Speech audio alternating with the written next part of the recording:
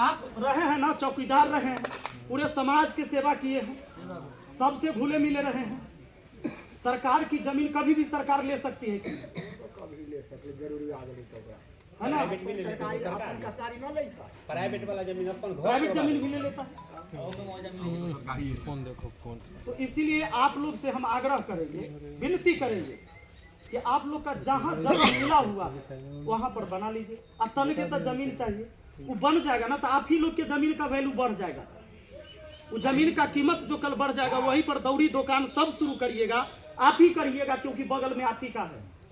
और ये पूरा समाज नाम लेगा कि आपने भी त्याग दिया। जिस जमीन को आप इतना दिन जोत रहे थे, खा रहे थे, कुछ भी कर रहे थे, लेकिन समाज के नजर में रहिएगा। लेकिन अगर आप 5 व्यक्ति के वजह से अगर नहीं बना, विकास का कार्य रुक गया, तब पूरा समाज हमेशा आपको कलंकित करेगा। तो आपसे हाथ जोड़कर हमारा विनती है कि डीएम और सांसद को नहीं समझ में आता है, लेकिन आप तो इस गांव में बसे हैं। कल आग लगता है हमारे घर में, आपके घर में, तो जाति देखकर हम लोग आग बुझाते हैं क्या?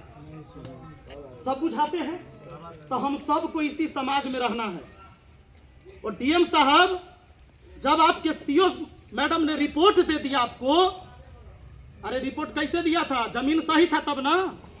रिपोर्ट दे दिया, एनओसी दे दिया, वर्क ऑर्डर पास हो गया, तो केकरा दबाव में आप बंद कर दिए काम? तनको शर्म है?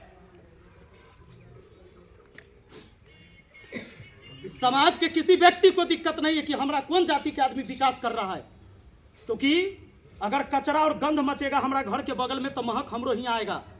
तो हम सब चाहते हैं कि हमारा समाज शिक्षित हो। बनवाइए वहां स्कूल, दीजिए प्राथमिक स्वास्थ्य केंद्र। अगर किसी भी जाति के कोई भी नेता हो, कोई भी जाति का हितैषी है अगर, तो उस जाति के लिए ही काम करिए ना जी। किसी को दिक्कत नहीं है, काम करिए।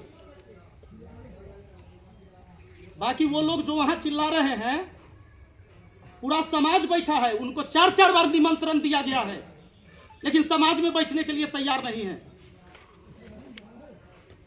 यह पंचायत के वैल्यू नहीं है क्या डीएम साहब? संविधान है कुछ? पंचायत का कोई अधिकार है कि नहीं है? अरे आप ही के जिला में ही आता है जगह, आपके जिला में है छुट्टी आकर यहां पर कभी पूछने के लिए, देखने के लिए? फरमान जारी कर दीजिएगा वहीं से। तो पहले आप सही थे कि अब सही है? पहले तो आपने एनओसी भी दिलवा दिया, वर्क ऑर्डर भी पास हो गया, और मुखिया को पंचायत की जानकारी नहीं दीजिएगा कि क्या बजट है, कौन काम करने वाले हैं। आपके अभियंता कहता है, एग्जीक्यूटिव कहता है कि हम आपको नहीं देंगे पेपर। अरे पंचायत सरकार होती है, पता है आपको? मेरे आगे माननीय लगता है, आपके आगे माननीय नहीं लगेगा। You are a public servant, तुम सिर्फ जनता के नौकर हो। और जब हम 11 तारीख को आएंगे, तो एक गरीब आदमी आपके सामने कुर्सी पर बैठेगा, एक मजदूर आदमी बैठेगा और अपनी समस्या को सुनाएगा। 11 फरवरी 11 बजे दिन में, याद रखिएगा, आ रहे हैं, और समस्या सुनना होगा। आप अपने कुर्सी पर बैठिएगा और आम जनता वो अपना कुर्सी पर बैठेगा। इस व्यवस्था से, इस संविधान से देश चलता है, और संविधान है बाबा साहेब भीमराव अंबेडकर का लिखा हुआ। उसी संविधान के वजह से आप कलेक्टर हैं, ना कि अंग्रेज का कलेक्टर है कि हुक्म दीजिएगा। अगर ये संविधान नहीं होता तो आप कलेक्टर नहीं होते। संविधान नहीं होता तो कोई SC ST का बच्चा कभी DSP और DM नहीं बनता। और उसी संविधान के वजह से आपको सैलरी मिलता है, अंगरक्षक मिलता है, आवास मिलता है, इन्हीं की समस्या सुनने के लिए। और ग्राउंड रिपोर्ट ये है कि जो जमीन पकड़े हुए हैं वो इस सभा में नहीं, चुरा के सभा हो रहा है। अरे आपके जो पुलिस पदाधिकारी और CO वहां पर आए थे, क्या वो आतंकवादी थे? उनके सामने सब चीज हो रहा था। कैसे आपने रोक दिया?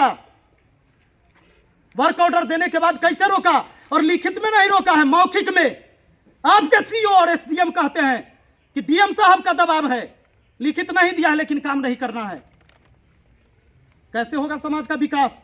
उस कुर्सी पर जब गए थे आप, अरे पढ़ लिख कर इसीलिए जाता है कि समाज का विकास करा सके।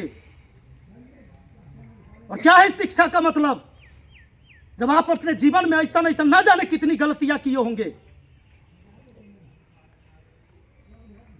अगर देख रहे हैं सरकार और सत्ताधारी बैठे हुए लोग, तो एक बार विचार कीजिए और ऐसे डीएम का जांच करवाइए कि कितनी अवैध संपत्ति इसने बना रखा है। समाज शास्त्र का ज्ञान खाली किताब से नहीं होता है, लोकतांत्रिक व्यवस्था है।